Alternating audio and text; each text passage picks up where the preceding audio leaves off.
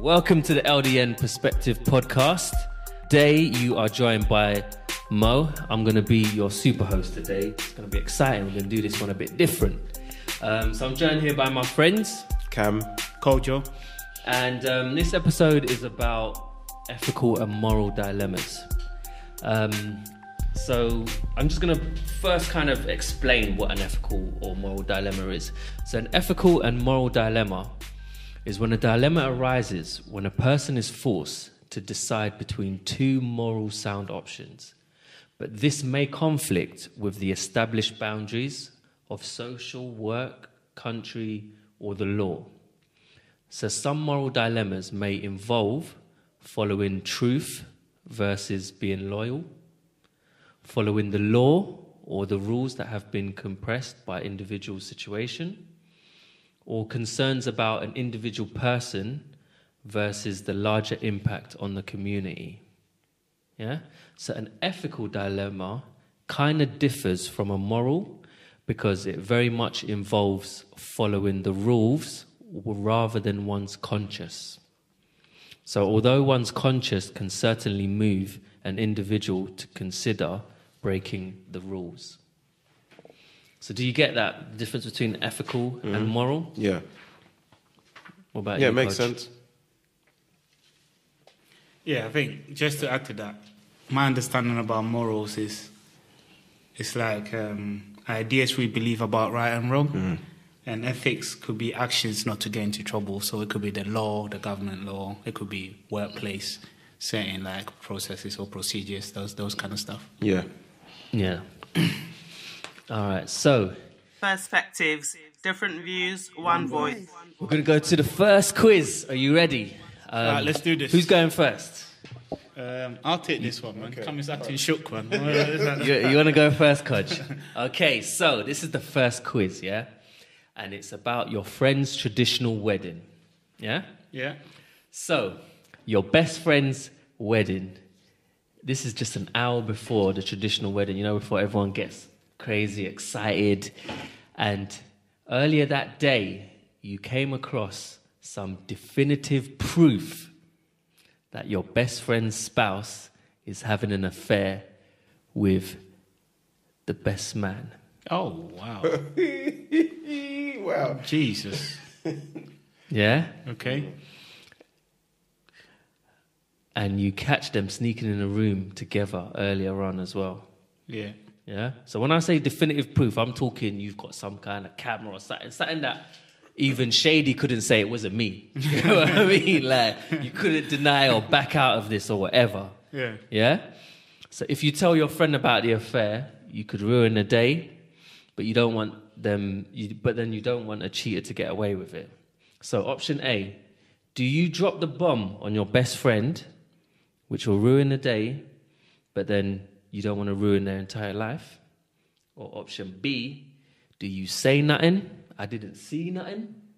I'm just going to be a supportive friend and let them enjoy their happiness today. It's none of my business.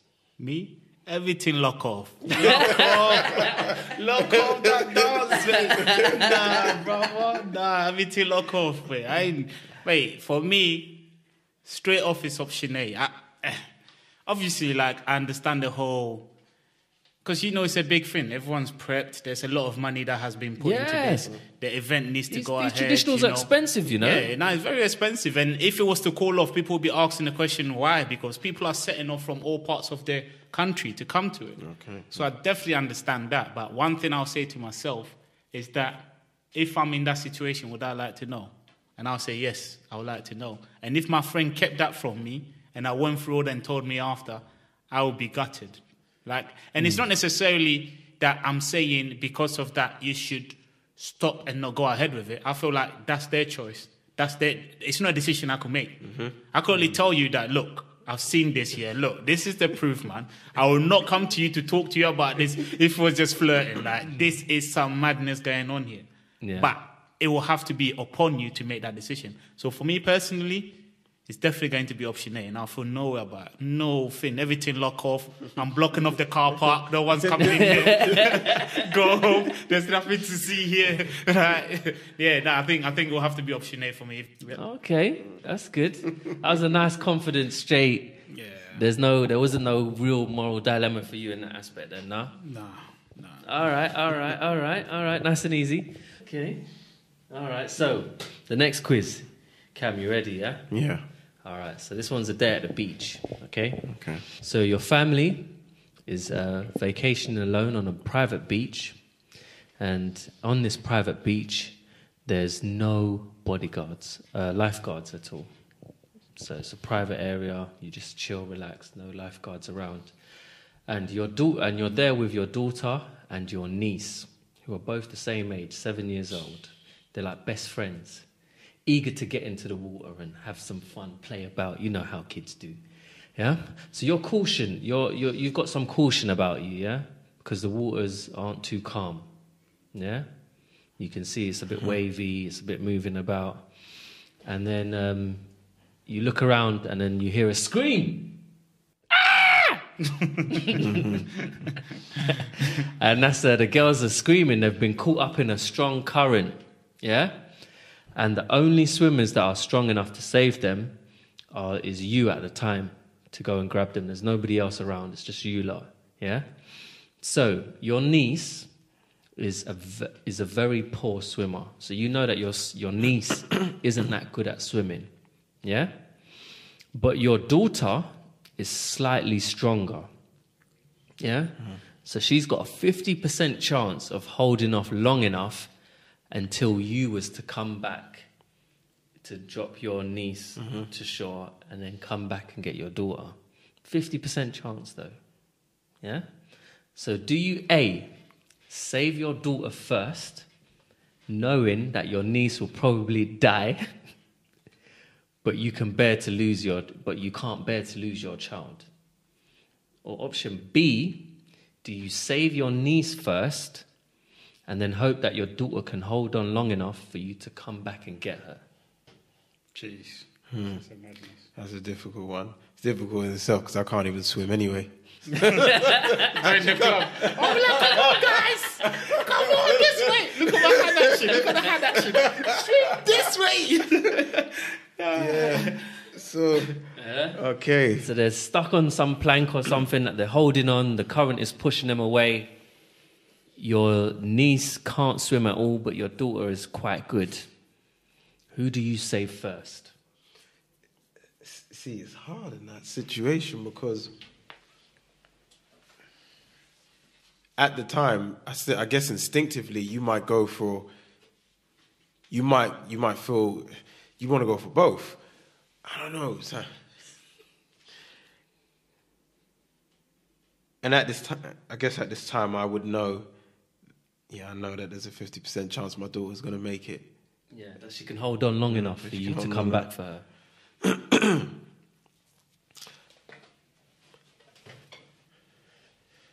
be saying, why the fuck did they even get in the water in the first place? That's what I'd be thinking. I told you. That's what I'd be thinking.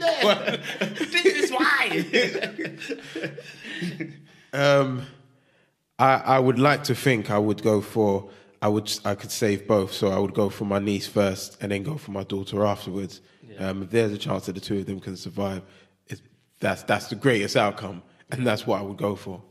I think that I don't think there's any question in relation to that. That it would have to be both their lives are just as important, and if one can hold on. So you made that decision on a logical level, because that's a logical level. That's taking emotions and feelings aside to say that, look, on a logical level, because my daughter has a 50% chance of survival, overall, there's a better chance of survival if I save my niece than save my daughter first. That's how you think of it. Yeah, because if I save my daughter first, then my niece is dying, regardless of what happens. According to the statistics, she's dying. She's dying. Yeah, no, you say that over again. No, she's dying. That's the thing where when Mo was reading out, I would have liked it if maybe your niece was giving like a 25% chance or a 10% chance. So there's still a chance. If you save your daughter first, you could still go back. Right. But then we know that it's a slimmer chance of them surviving.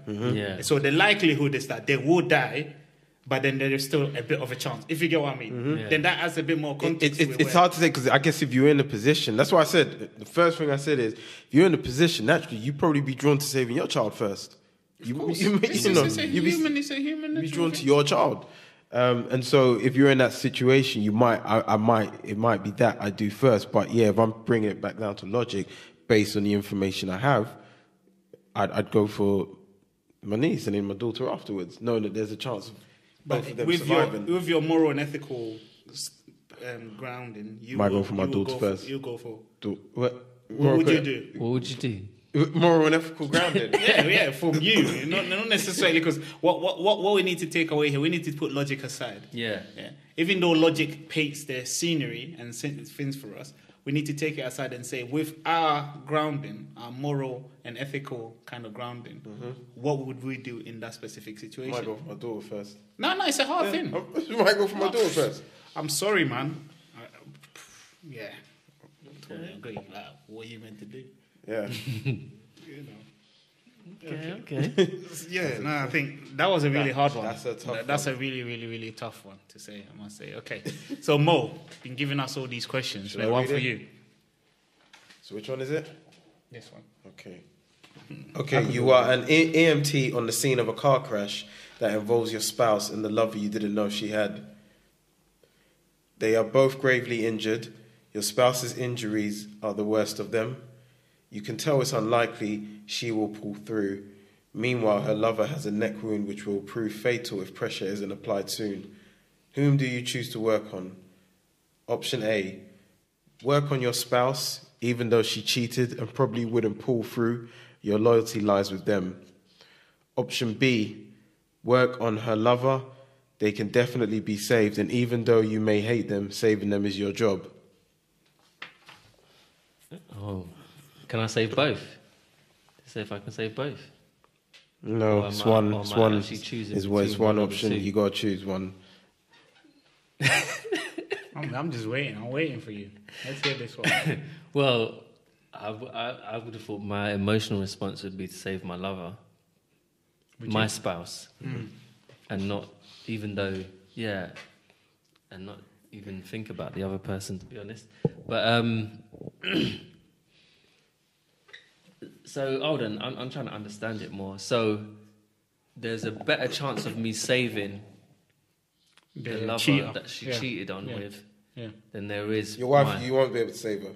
Oh, I won't be able to save her. It says work on your spouse even though she cheated and probably won't pull through. So you know that her injuries are way too severe, and you know that if you put pressure, and there's a time limit, like so I have to do one or the other within. At that point, you literally have to choose one or the other because.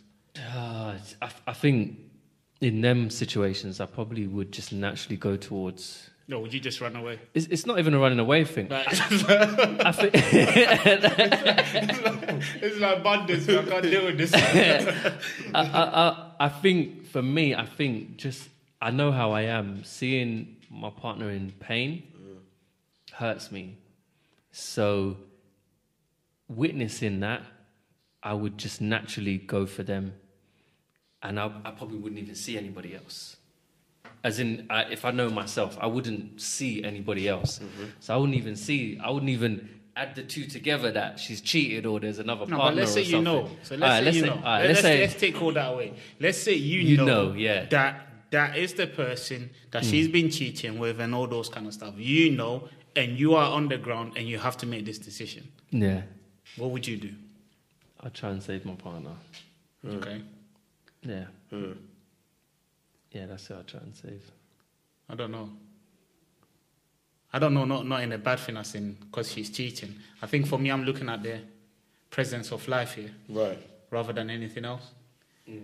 So, and that's the same thing, even if you were to say that about my daughter or someone else, if I'm looking at that presence of life, I guess it contradicts the whole saving the stuff that you had, right? The question that you had. But I don't know, this one's I'm a bit... It's a bit of a weird one, isn't it? Yeah. Yeah, if I feel like the likelihood of me, I can't do anything for her, I think I'll most probably try to save the lover. Yeah? Yeah. And that's a logical you speaking. I guess, I asked the question, right? No, but I guess for me, it's the preservation of life, isn't it? Like, Yeah. and it's not. I guess more for me, it's more on a moral ground. I say that if there is a higher chance I could keep one person alive, Yeah. then You'd I'd rather do that rather than no one. rather than not keeping anyone alive. Yeah. Yeah. Kind of thing. Yeah, no, I get you. I get you. But obviously, I'll take that part out. I don't want my wife listening to this, innit?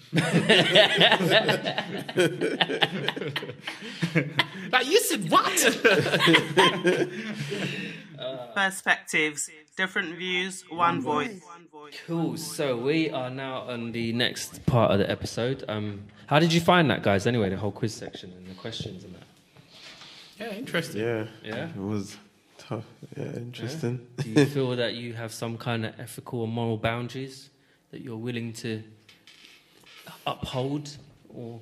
No, I think they shift depending on the Situation. Situation. All right, cool. All right, so for this one, what I wanted to talk about more is, are morals subjective or objective? Yeah? And so just a quick definition of when someone is being objective. So when a person is objective, they're not influenced by personal feelings or opinions and they only represent the facts. Yeah? So when you're objective, you're not taking it upon how you might feel or think something is. You're purely basing it on what the general universal facts are and the situation. And then when you're being subjective, it means that your opinion or feelings are influenced by your personal feelings or tastes or opinions. Do you get that? Yeah. Get that, I'm just I get thinking. it, yeah. Yeah? All right, so what I've done here is I've got 3 quotes from 3 different individuals, random, anonymous individuals, and they've given their perspective on whether morals are subjective or objective. Yeah? So I want us to basically dissect each of these different quotes and get our general take on it. Yeah? So the first one is, there are no universal laws of right or wrong. Each society reaches an argument about what is considered right. So murder, for example, is probably one of the most worldwide agreed upon wrongs. Yet in most societies, murder in wartime conditions is approved on or even promoted. So right and wrong in this situation are subjective in how they relate to suffering. So if it feels bad to suffer, if we have empathy, we don't want to impose suffering on others, including animals. We don't want to have the memory of making someone else suffer if it feels wrong, and therefore it is wrong. So when you're being subjective, you feel that if it feels wrong, then it must be wrong. If it feels bad to do wrong things, then these things, how strong they are, will depend on the individual. But in the case of a psychopath, they do not have feelings of right or wrong. They do not feel empathy for beings that they harm. So they have no feelings of love or compassion towards themselves in some cases. So in this sense too, right or wrong are entirely subjective, because feeling bad when you do something wrong is what happens to people in line. So even more than fear or being punished by society, that makes it a rule. So what do you think of this statement then, that morals are subjective? All right, before we start, what's your general feeling? Do you think that morals are subjective or objective? Morals can be subjective. I think they can be subjective. I'm trying to think of scenarios in my head where you can make a comparison with one person's morals compared to another, just to sort of illustrate how subjective it can be. I think morals are subjective, but even when you were reading that, the only thing I could think about was the Western world and these war on terrorism or whatever war it is that we keep fighting these endless wars. And then obviously you look at the condition of the country where someone killing a dog would be a national crime. Yeah. It would be such a big national crime. But yet we watch on TV soldiers occupying another country, bombing them or killing them on a daily basis. But yet we don't have the same energy or empathy for that. Then with that alone, just looking at that example, then makes me think that morals are subjective. Subjective, yeah. Because as it was illustrated in the actual code regarding how we see how morals are shaped during like a wartime kind of thing, where it could be, I have to kill them because they're going to kill me kind of thing, then it makes it easier for murder to be acceptable in those conditions.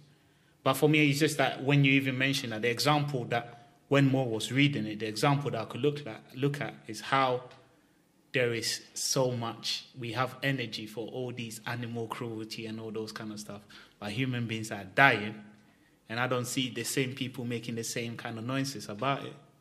So I guess that's what makes me kind of think that It's subjective. that, yeah, it could be very subjective. What do you think about the whole psychopath aspect of it then? If they don't know or feel what they're doing is wrong, then technically, is it wrong? What they've done? But who's to say it's wrong? Is that down to the ethics side of it? Because technically, if you don't know what you're doing is right or wrong, then for me it's not wrong. Because the right or wrong comes with social conditioning. In a sense that if you've done something and you do not feel, you've done something and you do not feel within yourself that that is bad or that is wrong, then how can someone say that that's wrong? And the only person that would say that that's wrong is to do with the society or the community. So then that makes me think that it's a social concept rather than an individual. Because that psychopath kind of thing, that's the only way I could explain that. Yeah. And that's what makes it quite interesting regarding, like, right or wrong, is it nature or nurture? You know, when you go into the whole conversation about nature and nurture, were you born knowing what is right and what is wrong? Or were you taught knowing what is right or what is wrong? Yeah. Perspectives, different views, one voice. You know, it's good. Let me go on to the second quote then. So the second one says that morals are subjective. They are construct of society and a culture at a specific time. It is true that when we consider right or wrong, it is true that what we consider to be right or wrong changes over time. Wait, did you say morals are subjective? Are not subjective. Yeah, okay. Are not subjective. Yeah, so in this quote, morals are not subjective. They're a construct of society and culture at a specific time. So therefore saying they are objective. Yeah? So over time, what we consider right or wrong changes. And many people disagree on what exactly is right or wrong. So in that sense, yes, individual viewpoints are subjective, but taken as a whole, right and wrong is more of a majority, a dictative cultural influence. So I don't think that the fact that ethics change means that they're entirely subjective. So here's an example. A scientist has an hypothesis. So when they test this hypothesis, it may, oftentimes they are wrong on their hypothesis. So you would agree that all science is subjective. But I wouldn't think so, given that when they tend to reach a consensus on the theory that is proven time and time again, then it now has a objective morality to that rule, which makes it more complex as to what is right or wrong. But the fact of the question is that rules may change when something seems more legitimate. So do you think that morals are objective in that sense, whereby society and culture at the specific dictates? So you can use example the whole racist terms that may be used. So the N-word in this society at that particular time, socially, they thought it was right, it was normal, it was okay. But then going over time, they now realize that no, that's actually abusive language being used, and it's no longer right to use that anymore. I'm trying to work out how they're tying the science into this. So what they're saying, I don't think the fact that ethics change Because means at the end. I guess the science thing, what I took of it is that, first of all, when you actually get that theory is kind of like, it's a hypothesis, and it's like subjective until it's proven over time. Like when every time you test this, the color is meant to be red. Yeah. Yeah. So you test it, color is meant to be red, color is meant to be red. Then that now becomes objective because it's factual. Right. If you get what I mean. Like, and I guess that's what I took from what they were trying to say. But then even in that factual element, there could be 9 times out of 10 you get red. But then there's that odd occasion where it might come out green. So because the consensus, because everyone has come together that's in that science field has come together to say, oh, actually, this is now factual because we all believe it is. That's not necessarily, do you get what I mean? Kind of like an example could be like people smoking cannabis and an argument to say that all types of cannabis could cause, say, schizophrenia or mental health issues, but then some would argue and say, well, no, it's a certain type of strain of cannabis that causes that. Yeah. But then, science okay. But then the general consensus is that it causes schizophrenia, so let's not make it legal or whatever that conversation is. Okay. So with this, it's more looking at it to say, individually, you could say that this is wrong or this is right, but if the majority of people believe that this is right, whilst you believe it's wrong, then the majority dictates what moral ethics are. If you get what I mean, what is morally right or morally wrong in that concept, which is interesting. It's very, very interesting. But then it's almost like the construct that we live under anyway, where it's like a majority dictates what is right and what is wrong. Because as I keep on saying, just going back to the path of that psychopath, in regards to their actual actions, if they deem their action not to be wrong, right? So they're qualified to say it's right. They don't see any wrongdoing in whatever that they're doing, right? But then the society, in regards to the consensus that has been agreed in the society, is going to deem that as wrong because we do not accept that in this community or in this society. So based on that, we qualify to say that that action, even though you might see as not being, not as being subjective. No, but then it becomes subjective in that sense, isn't it? Because for you, it now becomes subjective because for you it's subjective. But then to the community, there is no grey area. They've already kind of made it out to say that that's objective. Wrong. Objective is so you say objective is not influenced by personal feelings or opinions in considering and representing facts. So if that psychopath doesn't believe that it's wrong to do that, that's obviously, I get that that's their subjective belief. But if a member of society turns around and says, well, no, it's wrong to do that, that's not how you should conduct yourself, that's still a subjective belief. If a second person joins that group and says, I agree with that person, it's wrong to do that, that's still a subjective belief. If a third person goes and joins that, that's still a subjective belief. If a fourth person, and then they make the majority, it's still subjective, is it not?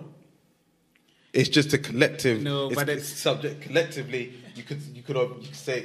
No, you are right in the description that you're given. But what I'm taking off this is to say the more and more people from the community are coming together to say that's wrong, then that becomes objective, because the majority of people agree that that action is wrong. So it's now not subjective. So in regards to the subjectivity of it, for you, you haven't done anything wrong. But the objectivity of it is that in the society that you live in, that is deemed as wrong. Yeah. Okay. Do you get it? I get it. It's an interesting. It's very. Yeah. All right. So this is to qualify to say that it's not subjective. Then this is to qualify morals to say morals is not subjective. It's more objective. Yeah. And then this last one, it says that.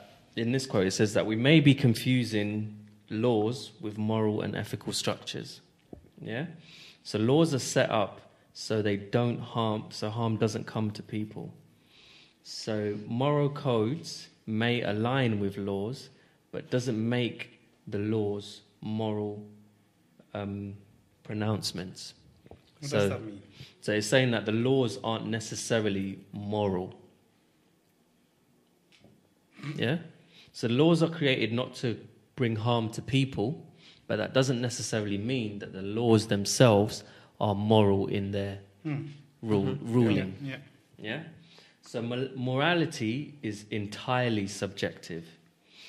I have seen more than one Catholic pro-life person jump over to the pro-choice once their teenage daughter gets pregnant. Some argue that well-being should be at the core of morality and then built around it. So an objective argument for genocide could be made because genocide adversely affects the well-being of people being slaughtered. However, the subjective morality still resides with the person who is committing the genocide act. What do you think of that one then? So that one's touching mainly on the whole law side of things, that don't necessarily think that just because certain laws are in place that they're necessarily morally right or wrong. Yeah, I could see that. I mean, the whole idea of law is to establish order in society. That's really the main thing. And I think sometimes people, though, sometimes people lose sight of that very fact, because that's what it is. It's about order. So they might like judge someone saying, "Oh, you're a bad person because you broke the law," which isn't necessarily true. Yeah. Just because I broke the law doesn't make me a bad person. Yeah. Yeah, that's interesting, man. That's true, and I guess it's the idea that so there was my supervisor was seeing a client in the office, and she was talking to the client, and the client was saying she got caught driving with no insurance, and the client said, "I didn't know I didn't have insurance," and my boss is like, it doesn't matter if you knew or not. It's not about the intention. The way the law's been written doesn't care what your intentions are. It's about whether you had insurance or not. You have a duty to check up and make sure. She said she drove a car and she didn't know. And she said, my supervisor said to the client, it's a strict liability offence. A strict liability means you don't have to prove the intention. All you have to prove is that the act was committed. Yeah. And so my supervisor said that to the client, and the client said, surely that can't be right. Strict liability was abolished years ago. And she was like, no, it wasn't.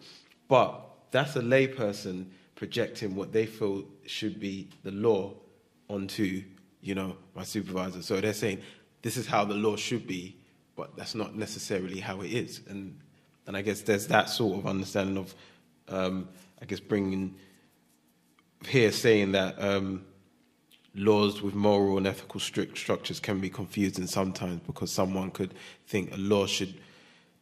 Some people see the law as to how they think it should be, not necessarily how it is. Mm. Yeah. Mm. But then it's funny because when you mentioned that insurance example, and I guess the person was thinking, my intention, that was not the intent. I didn't know that I was not insured. If I knew, I wouldn't be driving the vehicle. Mm-hmm. And it's funny that in law, that is not... But then the only thing I'm kind of looking at, because there are some judgments to say when people are charged with certain crimes, intent to supply drugs, or intent to... There is that language in law in itself when someone's being charged with a crime, right? Yeah, because of how the law's been written, yeah. But they'll say... So is it because it's written for a specific crime and for insurance, it hasn't been broken down that way? Nah, or yeah, exactly. That's exactly how it is, yeah. Because it's when they say intent to supply drugs or whatever they say, I guess that's to do with the amount that they find on you, rather than anything else. But actually, just going back to this... So do you think it's subjective or objective? What's your personal opinion? Think what is subjective or objective? Morality. Morals. Okay. Yeah, So I think... If we even simplify it even more, good and bad. Is good and bad subjective or objective? I think it's a mix of both. I think it can be.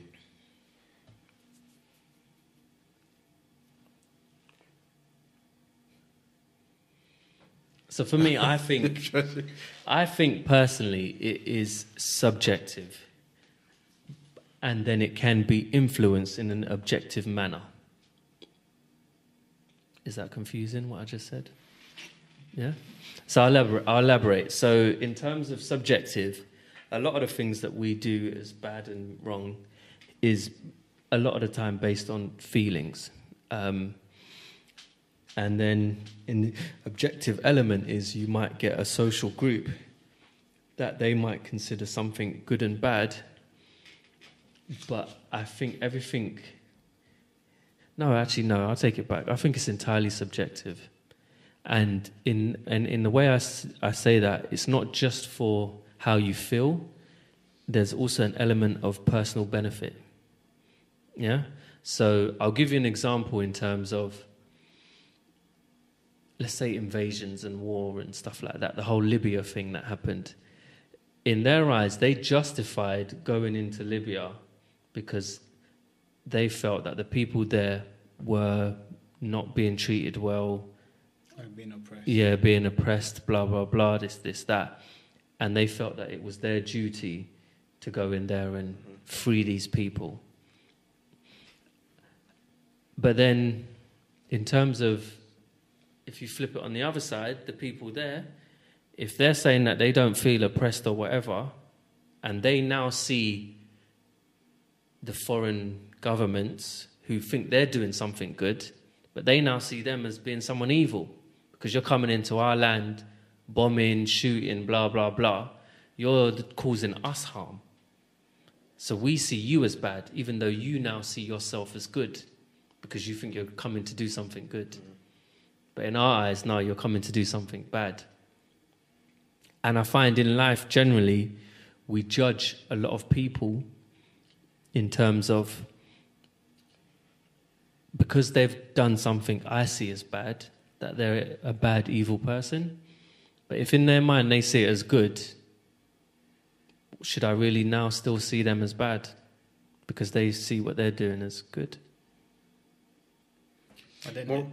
Go on, sorry. No, I definitely agree that, in fact, I'm going back, I guess morality is subjective. Obviously, what one person thinks is wrong, another may not necessarily feel is wrong, and they may have their reasons. They may have their reasons for believing that to be the case. So, even this example here, I've seen one, the Catholic pro-life person jumping over to pro-choice once their teenage daughter got pregnant, and sometimes it's definitely even. That alone is just it's completely subjective, because with some things your morals change based on you have to experience it yourself. You have to feel it, and without feeling it may not be something that, because morals are driven by emotions. A lot of the time, if something emotionally connected to you is going through that particular issue, then what you may have thought about it might change, or you might not even necessarily have had a view on it because you just haven't been through it. So it definitely is subjective based on that. Objective argument. So this says genocide. Objective could be made because genocide adversely affects the well-being of the people being slaughtered. Yeah. I don't have any. So I guess that's the thing. There has to be an objective element to it, because there are things that we know is wrong, and you don't have to be black, white, Asian, or be living in another country. Yeah, and that's what they said. For instance, like what? What's an example? That's what they said. For instance, murder or killing and all those kind of stuff, right? But if I bring it back to I don't believe that's if you bring it to wrong. But if you with the concentration camps in the World War, so some of the people that worked in the Nazi Party, they said they didn't hold a specific view one way or another with the acts that were being committed. They were just following orders. They never had an opinion about it. Whoever was higher up said, this is what you need to do, and that was it. They followed the order. It's almost like the banality of evil. It's just they didn't have an opinion one way or another about what they were doing or whether it was right or wrong. And so I'm trying to bring that back to the objective argument for genocide. Obviously, objectively, it's wrong, completely wrong. And it says here the subjective morality still resides with the person or person committing the genocide. But what does that mean when that person's just, in that context, is just following orders? So I think with the order side of things, that's where the ethics comes in terms of those positions are designed so your moral opinion should be irrelevant. They actually don't care what you feel or think about it. The main objective is you are instructed to carry out certain orders, and you, as a soldier who has taken this oath or upholding that position, will do as your superiors command. And that is the full stop, the end of. And in their eyes, some of them will just say, look, they may have felt bad about it, but their duty is follow their instructions and to do as they're told. Even if it means doing things they may not necessarily agree or might question, but that is their role. And if they are not going to follow those orders, then they wouldn't be doing that job, because then that contradicts what they're there to do. Yeah, but even on that note, that's why I find it difficult when someone tells me that they're joining the army, because on that element of ethics and ethics overcoming my moral high ground or my moral position, I find that hard, and I'll struggle with that. But then I think for me it was just the second quote that actually kind of resonated a bit in regards to this whole objective way of looking at it. Because yes, morals are subjective on an individual level, but on the world level it's objective in the sense that there is a general consensus. So even when you use the example of the Western world invading Libya, for instance, I personally feel, even though there's this token idea that was put out there to say that we're liberating the people of Libya, they were in Libya not for that. They were in Libya for the outcome of whatever actions that they were doing, which is for the oil and all those kind of stuff. Yeah. And I just see that as in this world, there's a lot of smoke screen where the Western world will take some sort of moral high ground, or they will make it seem as if they're taking a moral high ground, but then the things that they're actually doing, their actions do not reflect what they are saying. Yeah. That's the whole point why I put the example of that dog and how the empathy for a dog is crazy in this country. Everyone loves their dog. Dog is the man's best friend, as they keep on saying. But yet the same people are watching people that are being bombed and killed, which is on our hands as well. So how do we then sit there to justify these actions? So are you more talking about the consistency? No, I'm talking of about those moral beliefs. I'm looking at morals to say, yes, on an individual level, it's subjective. Yeah. But on the collective level, it's subjective. Because it's the collective that makes that decision. So what I'm trying to say to you now, it does not matter how you morally feel. Because if in that community it's seen as wrong, then even if you feel that you're right, it's seen as wrong. Yeah. Are you with me? Yeah. Yeah? But then morals are very important. But is that a fact? Because it's still just an opinion. It's just a collective opinion. But then everything is an opinion. I know. Do you know what I mean? Yeah, you're right. It's not a fact. There's no fact here. Because even if I go back to the second quote where it speaks about, okay, so something scientific, something that could be explained scientifically, that's a fact that you cannot dispute one way or another. I totally disagree. I totally disagree with science when it comes to factual or not. I totally disagree. I'll let you finish your point, and I'll tell you why I disagree. But it's based in evidence. It's based in evidence which can be shown, and taught. Yes. So that there is something that there's an argument to say that can't be disputed. That's fine, but it's evidence at that time in that period. So are you going to tell me it's subjective evidence? No, because of course it is. Because at one point, everyone in the world believed the world was flat. How did the world become round?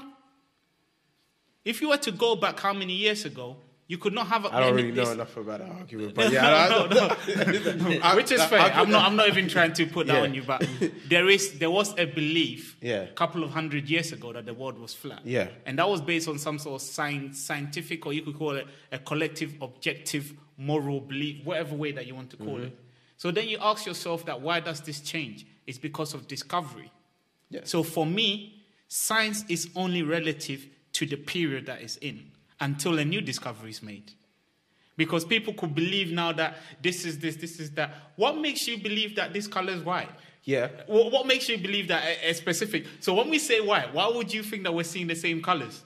Okay. Anyway, I'm just taking it too deep, but let me just bring it back to what I'm saying. Yeah. So what I'm saying is that in regards to the science being factual, it's only for a period of time. So it could be that in the next 10 years that we believe this. And even, do you know what's interesting about it? Because science, even when it comes to diet, they'll be saying that, oh, this food is superfood. This one is that. 5 years' time, that food is not superfood anymore because we found out this about it. Oh, it actually does this to the body. Because science has a lot of undiscovered truths. There's a lot of stuff that science cannot talk about. So a lot of the times it's assumptions. And as I said, in regards to that second quote, all these scientists coming together, looking at a specific subject to be like, oh, you know what? For what we know, this is a fact for what we know now. But from what we discover in the next 10 years' time, that fact, that is a fact now, might not so necessarily be at a that fact. particular time, it's an It's a objective period. fact. It's an objective fact for that time. You're telling me it's subjective. Because if it's disputed, it can only be disputed with more science. It would have to be an objective fact Yeah, but at then that how can that particular be? time. That It's cannot limited be- to that time. Yeah, but then, no, I added the time element, though. I added the time element. Yeah. You didn't add the No, time no, element. no. No, it's giving me, it's a mind fuck now. I'm just thinking, who said that? Did you say that? I added that time element to say that it's only factual for a time period. So for me, science is not factual. That's the argument I was trying to make. Okay, no, you're saying it's not objective. It's not an objective fact. No, it's That's- not an objective fact. As a whole. No, but now you guys are just No, confusing me. that's I'm what I slightly was saying. confused. Okay. You're saying it's not an objective fact. As And a I'm saying- whole. He's saying it as a whole. It's not objective fact. What, because as it a changes whole. over time. Yeah. Because it changes over time. And the point that you made initially was to say that it's factual and all that. And I was like, no, for me, I don't see science to be factual because science is only a period of time of what we know now. Because a fact, there is no going back on the fact. And this is what I said, that if we say that something is white, yeah, how did we even qualify that is the color white? How do you know that me and you are seeing the same color when we say white? Yeah, because some people that are colorblind will see what they call blue, even though you're calling it yellow. And before that, before colorblind, people didn't know that before thinking that people were colorblind. Yeah. So people didn't know. This is what I'm saying. And it's a discovery. Yeah. Right? And it's only through the discovery that now people realize that when I'm saying that something is blue, you might be seeing blue, but I might be seeing red or whatever the contrast is. So it's not... Do you get what I mean? I'd still disagree. I think like science still can be considered objective fact. I think what I will take from your point is that it does change, but I don't think it's objective. No, I don't agree with that. I just think that if something is factual, then it shouldn't change. If this is a fact that this is always why should it change? So how do you qualify something to be a fact? If I'm even going by this irrefutable. it's not influenced by personal feelings or opinions in considering and representing facts. Science is not based on that. Science is not based on personal feelings or opinions. It's based on evidence. That evidence might change as further discoveries are made, science but is based that on doesn't what necessarily. the human person knows now. So if you class that's the same conversation about subjectiveness of I know this now, you know this now. From what we know, this is factual. Yeah, I still don't agree. Subjective. But then this is the stuff with science, though. It's only a small collective that make this factual to the rest of the world. That's true. Okay.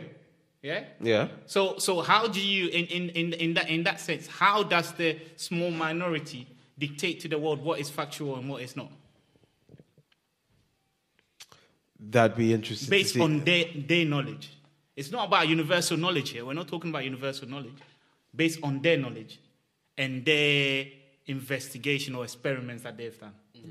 Right? Because the problem you find with science is that someone else does another experiment and then comes out saying something else. Normally when there is an article about this food being a superfood, I bet you'll be able to find another article with someone else talking about that same food with other attributes that was not mentioned in there. Anyway, maybe we might be going down rabbit hole here. So we're going to have to wrap it up. We're coming to an end. Perspectives, different views, one voice. I definitely want to close on saying that I think definitely that good and bad are subjective, even though they may be expressed as objective views. But I feel fundamentally how good and bad is implemented is always going to be subjective. Because it's always going to be that individual carrying out that good or bad thing, or thinking that good or bad thing. That was implemented. Implemented, Yeah. I would say I think it's objective, yeah. How is Because implemented it's objective? collectively, It's a collective. it's the majority Yeah. that would be That will in a do that position to implement it. Yeah. No, but that's the thing. The majority are deciding what good or bad is, but implemented, I'm talking about as in carrying out that good or bad thing, is always going to be an individual. It's always going to be subjective. Do you get me? As in how that good or bad thing is implemented, carried out, done. It's always going to be the individual, and that individual is going to be subjective in that way of thinking, even though there is an objective consensus view out there, or imposed, or supposed to be right. I think for me, it just goes back. This conversation almost goes back to nature and nurture. It's the question about morality. Are you born with a moral compass of what is right or wrong? Or is it your society that decides what is right or wrong? And for me, that's fascinating in itself to even think about that. So yes, on one hand, I do agree. I feel that in regards to morals, it's subjective. But then I feel like, Jesus, I feel like it's subjective in a sense that, but how can it be subjective if you live in a society and they shape what your moral compass is? Yeah. So what? It cannot be subjective and this is what I'm saying. I'm saying this in a sense that you're born into a community that believe that murder is good. So you saying now that murder is good does not mean that it's subjective. It's objective in the sense that it's the objective moral high ground that made you believe in that subjective, that made you have that subjective view. Are you with me? Yeah.